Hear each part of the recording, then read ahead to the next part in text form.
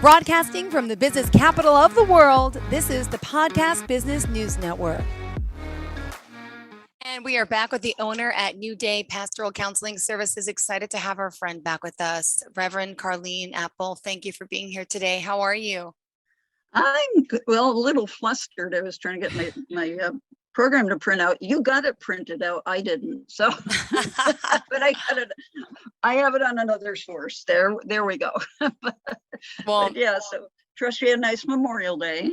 yes, as best we could, of course, but it's been so tragic. I know it's been happening all over the country with what's unfortunately just another mass shooting after another mass shooting. So I know you want to talk about critical incident pre-planning today, please. Would you mind discussing Philly. this? Yeah, Philly. There was somebody who drove a car into the train station down there. It's like nuts. So anyway, but, let me see. So you want me to introduce myself? I'm Reverend Carlene Appel. I own New Day Pastoral Counseling Services. I'm located in the Chicago area, but I can do online counseling anywhere. So, we handle general counseling issues. Pastoral counseling doesn't mean it necessarily religious. I mean, pastors get all kinds of stuff into their office, and a lot of it's not religious, Anyway, but we are qualified to address those spiritual issues because a lot of counselors won't address spiritual issues. So we do because we're trained. We have the degree. And also I have a corporate division. I'm the first in the nation to supply temporary chaplains or PRN chaplains to healthcare businesses. Okay, but I am also trained through Homeland Security, Department of Justice, and all that. And I'll get into that in a little bit. But I am a trained first responder, and I want to address today critical incident pre-planning because we've had several, as you just said, we had several mass shootings. There was a car that drove in, I believe it was a car drove into the train station and down in Philly, and so it's nuts. So we got a variety. We got supermarket shootings, medical practice. Guy went after a doctor or surgeon, then there was a shooting incident at a very sprawled out Oak Brook Mall, which is in the Chicago area. That's a unique design because you have groupings of stores in different buildings. So for a SWAT team, that's a nightmare, because they will get a hold of the layout, okay, because there's always a blueprint of the layout. But in the meantime, you've got if there was a shooter like there was there, and he or she runs off. But your video is off, just letting you know. I don't know. My video is off? Yeah, oh, okay. That's a problem. If you want to put it back on, I didn't know if it was a connection issue. Okay, there you go. There I am. I'm back. Good. Okay. All right. So, but anyway, if you've got a well-prepared perpetrator, the school shooting down in Texas, he was planning that out. So if you've got separate buildings, you've got a perpetrator who can move between those and can make it more difficult to locate them. Anyway, that one I was called in to be part of a walk-in counseling team by the head of the emergency response organization that I'm part of. So I'm going to say a shout out today to Reverend Tim Perry from Nationwide Chaplain Services. So anyway, but we've got all these mass casualties. Mass casualties mean there's more than one person who has been killed or injured in some respect. So basically any business, any place, anytime. And so if I were to speak like this to all store owners, if you're in a mall, I don't care if you're in a mall, from a trained incident commander point of view, we want each one to have a team in place if the unthinkable happens, and we're seeing the unthinkable happening, so that you can manage an incident in a way that you're going to keep your casualties down to a minimum as possible. So with the rise in the number of active shooter events we got going on, so every business who has clients, patients, even employees, you got to be prepared. So when you consider all these scenarios that can evolve to anything, it's not if, it's when. So that's the biggest thing I want anybody who owns a business or heads up something. It's not if, it's when. And so, like I said, I'm a trained first responder. I'm certified in trauma, critical incident, stress management, emergency response chaplaincy. I'm trained for natural disasters, suicide intervention, weapons of mass destruction, COBRA, that stands for chemical ordnance or bombs, or explosive, that's ordinances, biological or radiological. So any type of weapon of mass destruction that you can throw at us. So I am trained in that through the DOJ, Department of Justice. Let me get my bearings today. And I'm also trained through a Department of Homeland Security. And so now that I've done a little bit, and that's just a nutshell. Okay. While I was still a church pastor in 2002, I founded a chaplain corps for the Henry County, Illinois Sheriff's Department. They had a specialized interagency response team, or CERT, and I served as the coordinator. So I recruited and trained local pastors for my team. And so today I'm going to focus on the brick and mortar businesses, but I'm also going to say anybody in leadership at senior centers, parks and recs, any other place where you have a potential for someone or something can have a disastrous effect upon everyone and everything there if you are not prepared. So everything today you hear are transferable skills. So let's talk about critical incidents. So what's a critical incident? That's an incident or a traumatic event that causes unusually strong stress reactions, and those overwhelm your normal coping abilities. And that can interfere with your ability to even function normally, okay? It's a normal response, and I want to stress that, normal response to an abnormal event. A shooter, that's an abnormal event. Tornado, okay, we know we get tornadoes out in the Midwest here, but do you get tornadoes every day? No. So abnormal event. Somebody has a cardiac arrest. Abnormal event. People don't have cardiac arrest in your building every day, unless you're a hospital, of course. But they're prepared. They rehearse and all that, and that's important. So, anyway, so effective crisis response. It doesn't discount anything. And so you're going to have designated personnel. You're going to have protocols in place to handle when that unthinkable happens, your worst case scenarios. And some people might say, oh, you're being fatalistic. No, I'm being realistic. And any of these incidents in the past couple of weeks are a testament to that. So again, plan for when, not if, because the only if is if you plan to fail. So if you plan to fail and you do, and if you don't plan, you plan to fail. So let me say that. You either plan or you plan to fail. And so you've got emotional, physical, cognitive, behavioral carnage, and that can be long and costly. And so we want to do crisis response planning. So the ones I'm sharing, they come from the nationally recognized incident command system. So that's ICS, and that is used by emergency response agencies all across the country. And it's the model tool for command, control, and coordination of a response. So it provides a means to coordinate individual agencies' efforts. So because they're going to be working toward the common goal of stabilizing the incident and protecting life, property, and the environment. So ICS uses principles that have been proven. Okay, these are not off the cuff. They are proven to increase the efficiency and effectiveness in business settings and applies these principles to emergency response. Okay, so the bonus on this, and I found that with incident commander training, is that the skills are transferable. So it can help you become a more effective planner for virtually any kind of event or situation. So, and they work because emergency response operations, they're never business as usual. Okay, there's no usual scene that happens.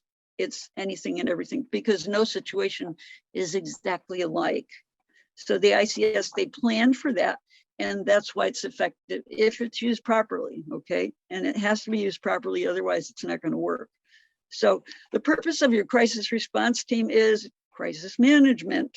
So their job, and they have specific job, is to identify, acquire, plan, and anticipate to prevent and or resolve the crisis. So you're going to have your team meeting regularly during the year because you're always going to have to review or revise or anticipate, tweak the plans. That's really important. And this includes identifying, addressing, and working to resolve or minimize anything you have existing that can interfere or maybe even render ineffective, even very well planned crisis management. So you have a structure to your team. So many incidents, whether it's major or minor, they require a response from multiple agencies. Okay, you know, when you call 911, you don't just get the fire department or the police department, you get both because they're all working together. So it doesn't matter what the size is or how many agencies are involved. They all require a coordinated effort to make sure that an effective response and the efficient and safe use of resources. Resources are expensive, okay? And they can drain the whole budget. So that's why you have to have careful planning. So some of the tasks your team are going to be responsible for: communications, effective command structure. You're going to have a consolidated action plan, a safety officer, and you're going to have safety briefs. So ICS gets built around 5 major functional areas. So you got your incident command, you have operations, logistics, planning, and you have your finance and administration. So pre-planning and regular training are going to prevent poor performance once that crisis happens. And we know this because of experience. Experience has shown that, you know, action in emergencies is seldom effective unless it's planned and exercised in advance. That's why you see your fire department's training. That's why you see your police department's training. Any, you know, emergency response, they train for a reason, because when, you know, and look down in Texas, okay, that was, you know, what happened at that school, there were so many tactical errors down there.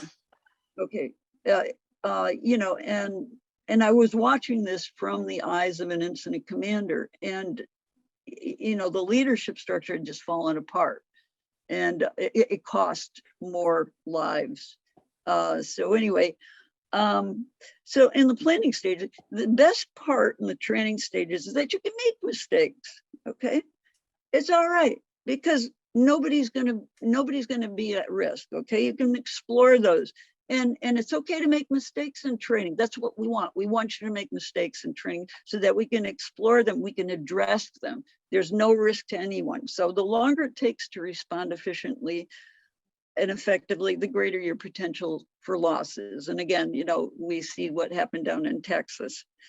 So you've got the team is going to develop response protocol to address potential situations, objectives, priorities, hazards, resource needs, and they conduct a team review and training sessions to maintain and enhance your response readiness. And that's the key. You want response readiness.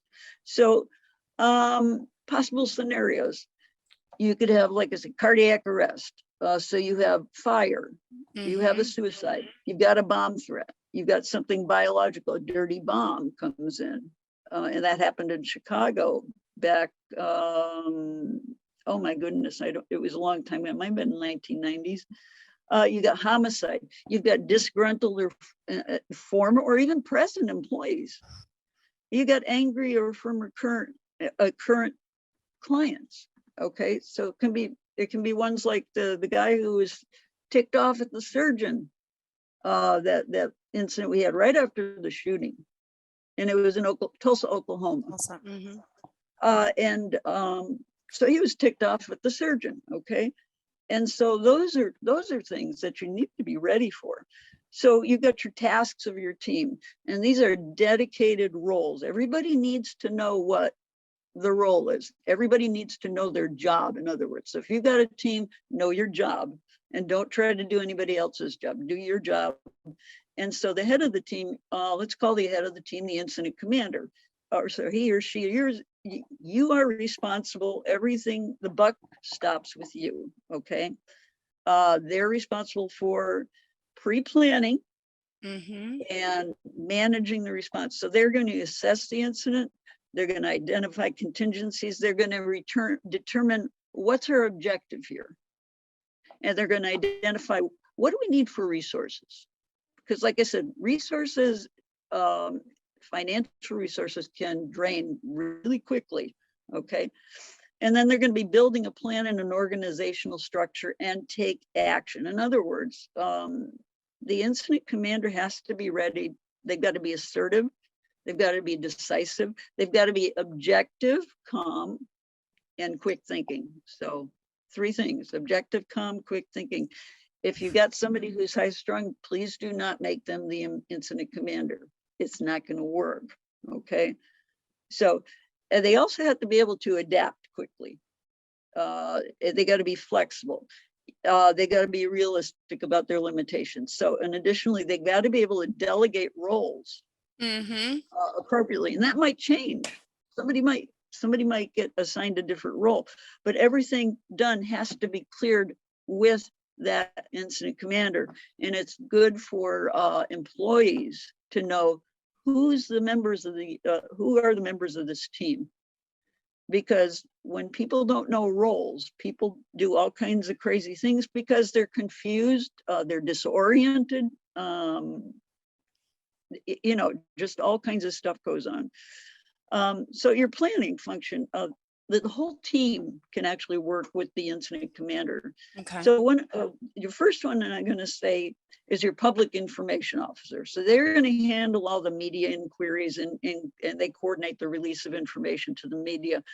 That's really important that your people know that when somebody, report, you do interviews, so you know this. You guys are good at getting people to talk, okay? Yep. So people in a business need to know that if somebody asks, say, Sally Jones is our information officer, please go see her. I don't want to give out information that might make things more confusing.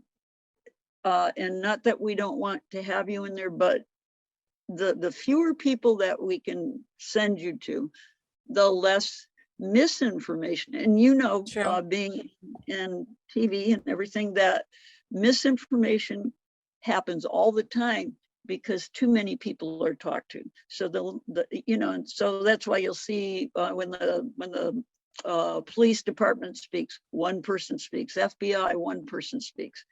Okay, so then you have a liaison officer. That's your on-scene contact. They're going to be contacting the proper authorities if they have to reschedule patients or anything. They are the notification people. So in some cases, depending on the size of the business, you might be able to combine a couple roles into a single role. But all communications, again, handled by that public information officer to avoid conflicting stories. So, so the incident commander is going to have a protocol developed, right? So again, and I know I'm repeating myself, but I think it bears repeating that all the employees of a business, it doesn't matter what size it is, everybody needs to know who the members of the team are, who's that liaison officer, who's the public information officer. So that's very important. So anyway, so you're going to have a safety officer. The safety officer monitors how safe things are. And they are going to develop measures for ensuring the safety of everybody. This includes obtaining resources, such as, do you need a fire extinguisher? Do you need an AED? That's an automatic external defibrillator. First aid kit.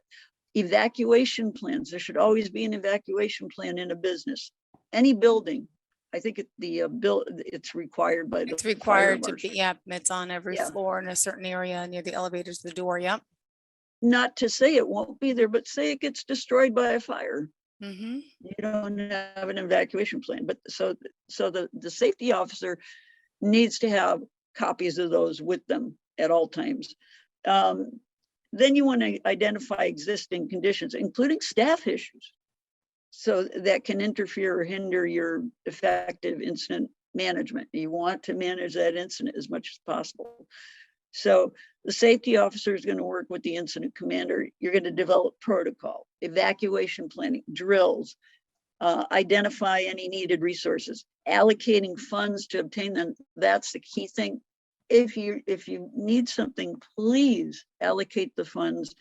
Don't say, well, we can do this later. Later might not happen. Later might happen in the next hour or tomorrow, or next week.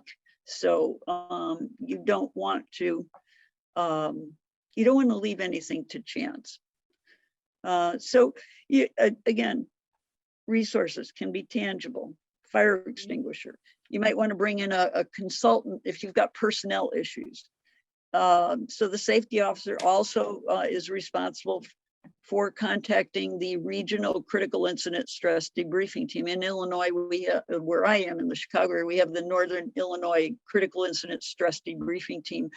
So if it's if it's a shooter incident or if it's some kind of tragedy, you're going to want to arrange for a team, and they will come out. They will debrief your staff after a critical incident occurs. They're great, and having gone through the training, I can tell you it's invaluable, because you're going to have people, traumatized people are it can go to a PTSD. It may not.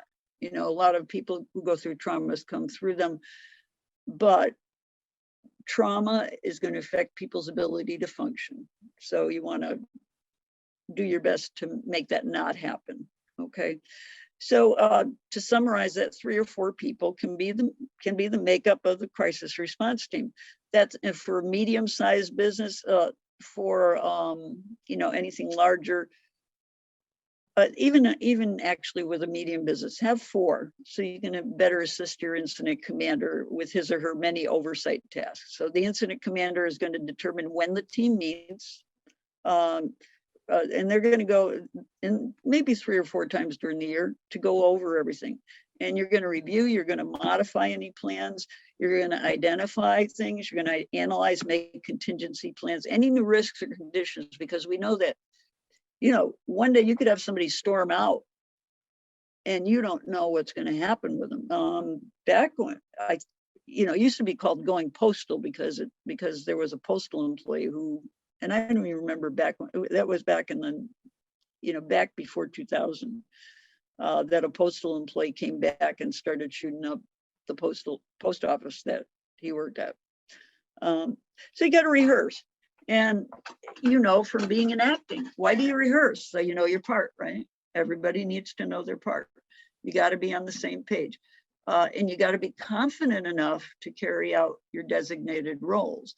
So if you see and the incident commander is going to determine this, you want to have a qualified incident commander in there, but they're going to determine whether they think somebody's personality or something else might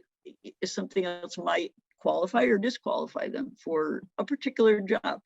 They can do something else, but you want to have people on the job who can, in that role, who will know what their role is and be able to carry it out. So there's a principle called the C principle, SE, that's an acronym. S is for safe. That means nobody gets hurt. Effective is the second one. Every team member works toward the same objective. And efficient, all resources are utilized to maximum benefit. You know, we all know about government waste. Okay, so the dollars we put into our plan and carrying it out have to be maximized to the efficient, you know, to get the maximum benefit out of it. Okay, let's go over scene safety. That's the first thing that you learn as a first responder is number one, you're number one. You don't want to become an additional victim. Okay, so resources have to be used for you that could have gone to the first person. Okay, but scene safety, it's important. Okay, that's the number one overall thing. Well, consider what happened down in Texas. You had no safety perimeter. A teacher had propped the door open. It was left unlocked. So the scene wasn't safe. The school had a perimeter system, security system, and it would have worked fine, but it was compromised. It doesn't mean you can have the best security system in the world, but if you have a weak link in the chain or the chain is broken, you might as well not have it because it's not going to work. In healthcare, we call it the chain of infection. It takes one broken link in the chain to allow the infection to enter into a person's system or, you know, the hospital system. One infected person. Okay.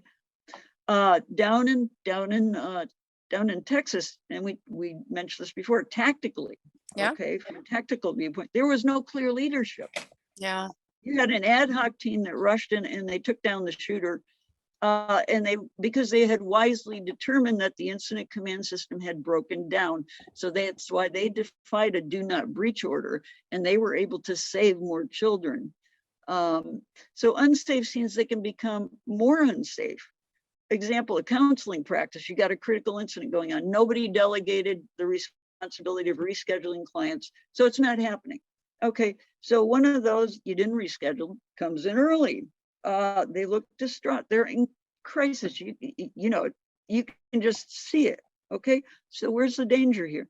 The person could be suicidal. They could be homicidal. And for any business, really, that could apply. Somebody's coming down in to settle a score. They might be ticked off at a particular person, and they might have a weapon. You know, if somebody has a gun or a knife or, you know, anything that can hurt you, you got to be able to know what to do to keep people safe. Okay, so pre-planning, that's where you have to include considering and addressing any existing conditions.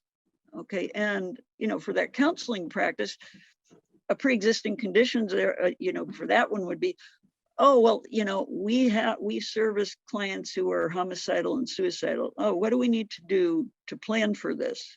Okay. So you want to, as much as possible, you want to hinder or And I prevent. apologize. We're almost out of time, Reverend. Okay. Just to let you know, we have to kind of sum it up at this point. Yeah. Okay. Sum it up. Existing conditions that have to be addressed. How can those be detrimental to effective crisis response where you got no leadership, no teamwork, no trust? And how can you minimize those? What's long-term fallout? So whether it's boundaries, accountability, failure to review, failure to enforce your standards, documentation that's not good. That's a litigation attorney's delight. Okay. So anyway, yeah, to wrap it up, if I'm hired to go into a company and teach this, because I do go out and teach this, I will have a mock scene set up, especially for your company, tailored to your company, and we will go over that, and we will make sure that we have participants so that people can remember, you know, because you know, so if you feel that your company needs preparations, and you want to set up a team, please call, you know, go to my website, www.newdaypcs.org. There's a contact form on there. I'm at Rev C Appel, and that's APPEL at newdaypcs.org. We are at 630-557-6229. And, I will come out to you. I will set things up. We will rehearse, and you will have a safety team in that, by the time we're done, you'll have your team together. Thank you for this important show today and this important topic. I appreciate your help, and I know our listeners do too. Thank you. And to all of our listeners, thank you as well. Are you looking for even more of the podcasts and hosts that you love? The Podcast Business News Network is proud to announce that you now have even more ways to listen live. Check out the MyTuner Radio, online radio box, and Simple Radio apps on iOS and Android, or find us online. Search for Business News Network on mytuner-radio.com, or search Podcast Business News Network on streama.com and onlineradiobox.com/US. Take your podcast on the go and don't miss a minute of the action.